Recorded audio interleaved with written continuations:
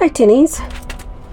I decided to go through and thin the leeks, and I completely forgot to get my camera out and take a picture of what it looked like before.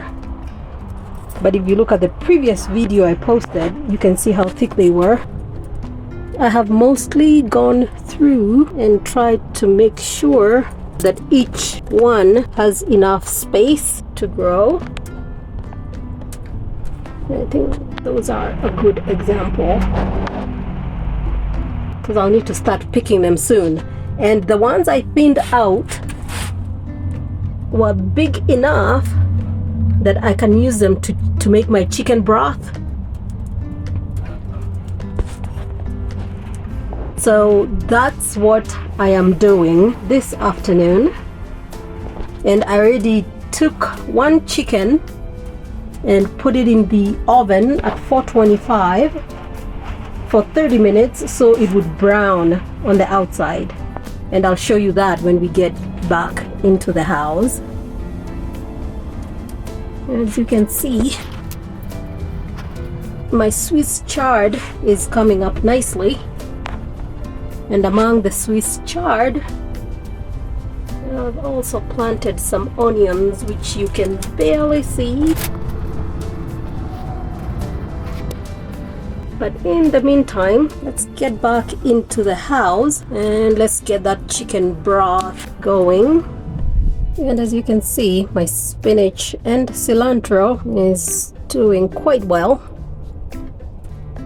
And I'm picking through it each day, and there's still quite a bit. It's growing really fast. These are the leeks that I got today, and I'm going to use most of them for the chicken broth. And I'm not going to put too many spices or other herbs in the chicken broth, so I have lots of options with it.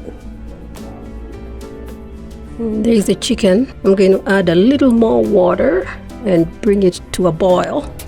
And I'm going to see if I can catch as much of that as possible. And then we'll get the leeks in there and some salt.